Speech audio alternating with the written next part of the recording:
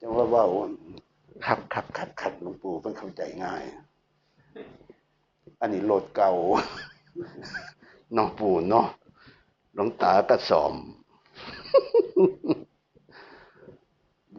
ทั้งสารอาหารทั้งยาประมาณมื้อละ40พุ่นเดียวของหลวงตาบำรุงซ่อมเสริมเบิ่งนะจังซี่นะอุ้ยมันสิบ่ส่องอยู่ส่งส่องง่ายอยู่แล้วคือพระเท่าอินพระเท่าอินกับอาการเดียวกันพอท้องอินแห่งคักตัดจวดคือกันตัดขวนเบิดเลยคือกันอาการนี้ตัดมันจะโฉบดีย่างคือว่าตัดไม่ออกมันจะอาการคือพระเท่าอินซอยเดียวเท่าอินมีแต่หม่องนี้ของพระตัวจอนั่นเว้าง่ายๆเนาะตัดกินแล้วก็เรียกว่าดอกทั้ง2หน่วยนั่นหมอว่าตัดซะพุ่นตัดเบิดจังสิแล้วเอาออกบ่เลยยาแก้ปวดมหาอดีก็เอาข้างนึงนั่นแหละว่าสักขี้ดื้อหลายหลวงตามันก็เลยมีแห้งมันแห้งเขาเอาเอาไปปัดเอาข้างในนี่แล้วเพิ่นอย่าว่าบ่แม่นของเฮาปู่คันตัวใดใช้ได้เฮาก็เอาไว้ตัวใดใช้บ่ได้มันบ่สะดวกเฮาก็เอาถิ่มปู่อันนี้ของแท้เด้นี่มันจะได้สัจธรรมปู่เด้อจังซี่น่ะคันว่าของเฮาพระพุทธเจ้าว่ามันก็บอกได้ตัวมันบ่แม่นของเฮามันก็เลยบอกบ่ได้แต่ว่าเฮาบำรุงดูแลมันให้มันทำประโยชน์ให้คุ้มแล้วก็แล้วแต่เธอสันตัวเนาะปู่เนาะเอาสิได้กลับได้ปู่บัดนี้เด้อสาธุขึ้นหน่อยเจริญในธรรมขึ้นหน่อยเด้อปู่เด้อแห่งปีติเกิดง่ายลูกน้ำตาออกด้วยความดีได้นี่ครับผู้รู้จักดีจังซี่นะเด้อ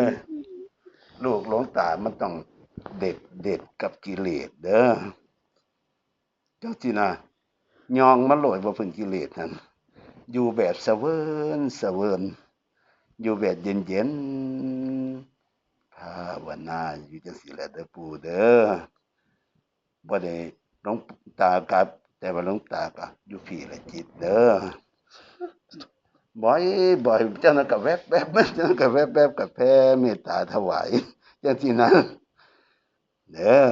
จังไปฉลองอนุสรณ์สถานเด้อไว้เป็นตะเบิงคือหยังนี่ปู่เฮ็ดถ้ำในปราสาทหินพุ่นน่ะรูปเหมือนหลวงพ่อใหญ่ก็เพิ่นถวายแล้วเด้อหลวงปู่สุธีวชิรมโนนะก็จังพอสวัสดิ์ในวันนี้แล้วก็ลูกๆหลานๆก็ลงตามหั่นแหละปู่พร้อมญาติพี่น้องจังซี่นะสาธุนำโลดเด้อสาธุพักผ่อนซะอยู่เย็นๆปู่อย่าไปคือเก่าใดเนาะ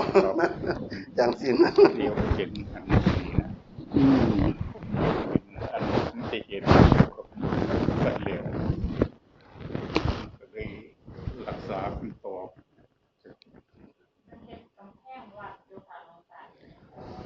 ใจก่อนเหตุทำตัวเองมันผิดกฎหมายโตมันผิดยอด300,800ค่ะเหตุกำแพงวัดอยู่เนี่ยค่ะเป็นคนนำทางบ้านก็เจ้าญาติสาธุอันนี้หันอนุสรณ์ชีวิตบ้านเกิดล่ะแต่ว่าหลวงตากับพระเพิ่นก็ไปสร้างตามเหตุอยู่บ้านก็ดีจังซี่นะเฮาเป็นผู้สนับสนุนแล้วก็หลวงปู่เป็นหลักก็พาลูกพาหลานพาพี่พาน้องเฮ็ดบุญอาหารได้พระพุทธเจ้าเพิ่นตรัสว่าสร้างประโยชน์ไว้แล้วแม้ตายไปก็ชื่อว่ายังไม่ตายผู้ใดก็คือฮอดคันทำประโยชน์ไว้คักๆแล้วหั่นอัปปมัตตานะมียันติพุทธเจ้าเพิ่นตรัสแม้ตายแล้วก็ชื่อว่ายังไม่ตายความดีมันยังสมบูรณ์อยู่จังซี่นะ ดีหลายปู่เด้ออันนี้หันมาอยู่น้ำผีน้ำหนองลูกหลานบ้านเกิดทำประโยชน์เขาหน่อย เขาหลาย สาธุดีหลายขนาดเด้อพอสรุปซะประโยชน์คักมันอยู่ไสสร้างประโยชน์ปู่จังซี่นะและชีวิตสมบูรณ์บริบูรณ์แม้ตายไปก็ชื่อว่ายังไม่ตายอันนี้พุทธพจน์เด้ตัดไว้เจ้าที่นะยังหลวงปู่ดุลจังซี่เพิ่นก็ละสังขารปู่แต่เพิ่นยังกราบยังไหวยังคิดฮอดอยู่จังซี่นะอันนี้เฮาก็เฮ็ดตามกำลังของเฮาด้วยจิตด้วยใจเป็นบุญแล้วก็โอ้ยอิ่มใจเด้อปู่เด้อสาธุสาธุเอากลับก่อนเด้อบัดนี้ มาแต่เช้าเพิ่นไปแวะอันบ้านน้องเหล็กอยู่ข้างหน่อยเพิ่นที่สร้างศาลาก็เลย ไปแวะเบิ่งซอยเพิ่นจักหน่อยก็เลยสวยจักหน่อยไปฉันอยู่ ออกมาแต่6 โมงพุ่นเด้นี่ จังซี่นะเอาเช้าไว้ๆจังเมื่อฉลองเด้อสาธุสาธุหน่อยอ้าว ก็จะ เออ เมื่อนี้จาก นี่ เอ